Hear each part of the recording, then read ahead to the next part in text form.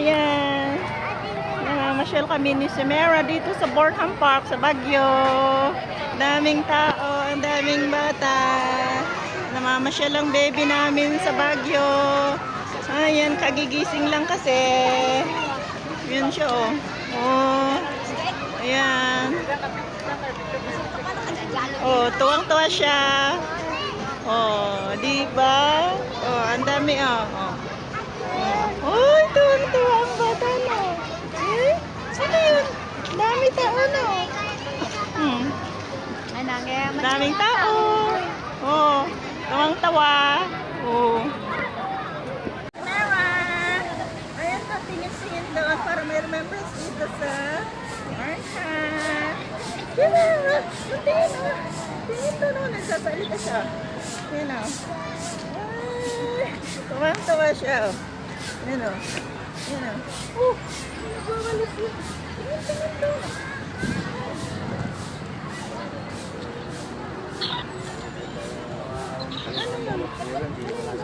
Tama na.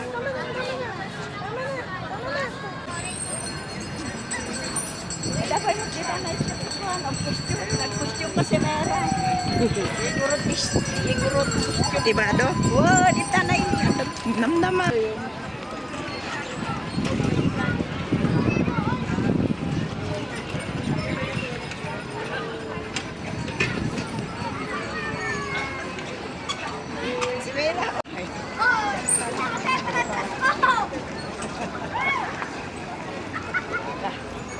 Ano nga iti bike dito yan? Ano ko na niran? 100.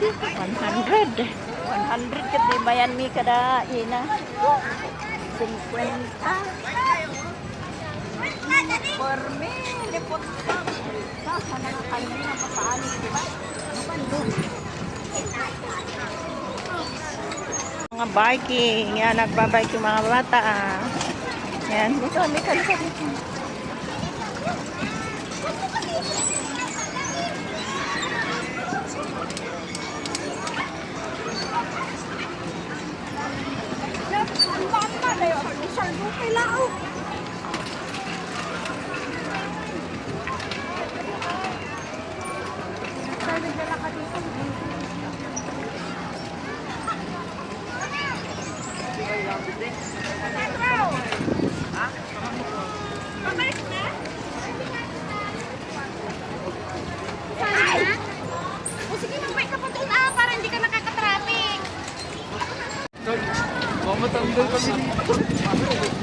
Ano ba yan? Oh.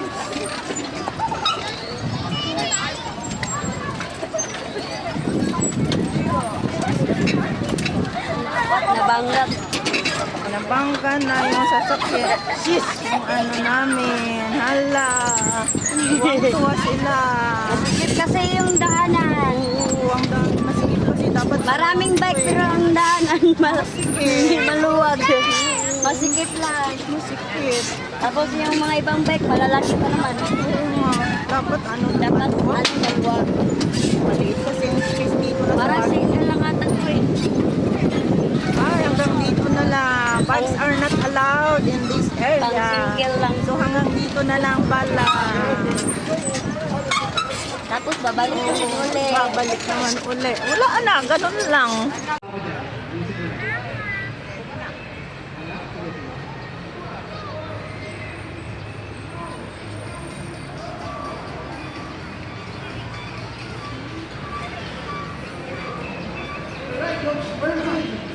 First of all, congratulations. And kwento niyo naman sa amin kung ano naging experience mo sa Shimano Gravel Adventure.